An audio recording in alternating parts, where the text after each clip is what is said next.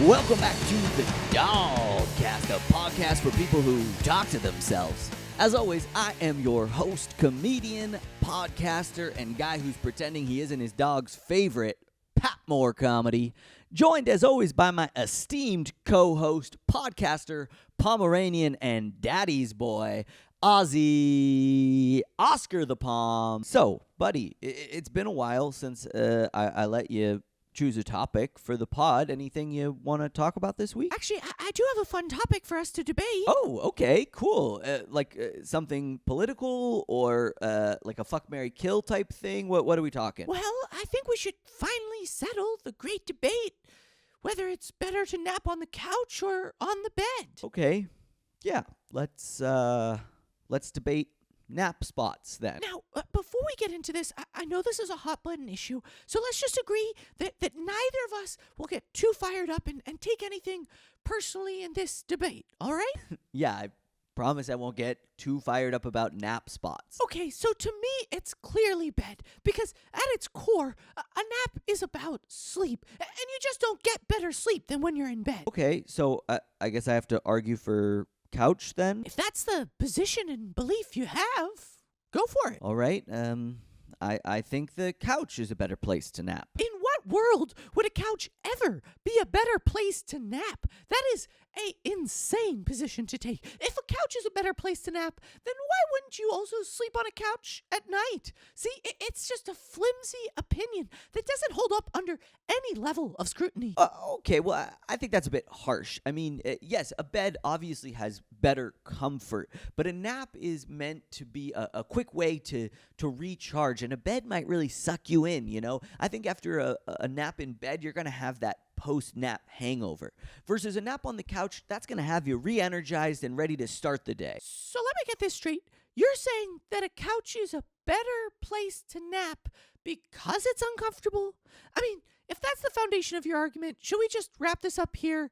Because look, I know myself and a lot of listeners out there really count on a couple of long naps throughout the day to keep us fresh and rested, and you're just not doing that on a couch. It's strange to me that you're so fiercely anti-couch nap, you know, because I've seen you nap on the couch many times, which to me feels like an endorsement. That's a total fallacy right there, because you're trying to reduce this debate to whether or not a couch is nappable, and it so obviously is, and I have napped many times on the couch. But what we're debating here, I'm sorry, are you paying attention? Yes, I'm paying attention. I'm just not sure I believe that you know the definition of the word fallacy. Well, that is an ad hominem fallacy, which means you're trying to discredit me and my well-thought-out argument through insults. But the point being that the debate is not whether you can nap on a couch. It's if the couch is better than the bed for napping, which again, it clearly is not. Since when are you such a debater? You didn't fall down the whole Sam Harris versus Jordan Peterson debates on YouTube, did you? Again, sir, I would urge you to the topic at hand. Let's please stay on the issue we are actually debating, because I have not heard a single argument so far that would make me think the couch is better to nap on. I mean, at this point, I might even take Mom's coat being left on the floor as a better nap spot. Aha! See, and that's your problem right there. It's your perspective. Your perspective is only that of a 2-kilogram dog.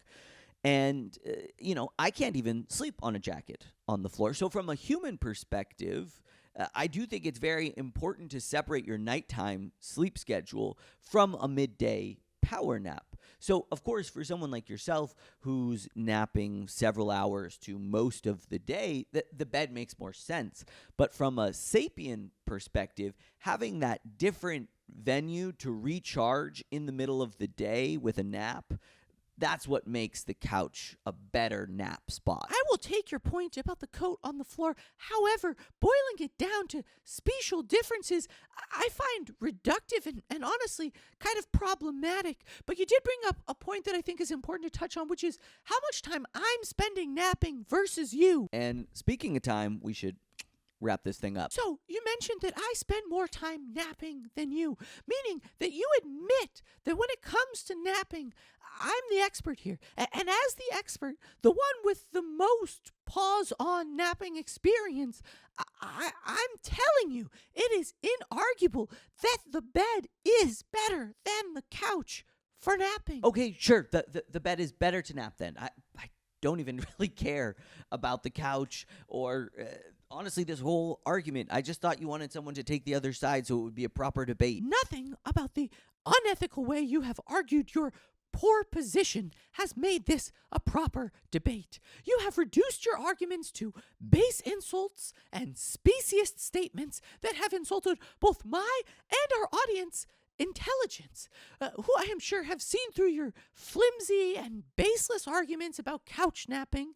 And then, when I have so clearly mentally bested you in this debate, to have you take the juvenile approach of saying that you didn't even care about your position in the first place reveals a lot about your character, sir. Well, that's all the time we have for this week's DAWGCAST, a podcast that promises not to let Oscar choose the topic again anytime soon.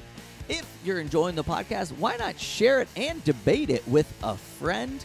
As always, I have been your host and guy who wants to make it clear that he does not care about couches, Pat Moore Comedy, joined as always by my esteemed co-host and guy who apparently just discovered the intellectual dark web, Aussie Oscar the Palm. We'll see you next Wednesday.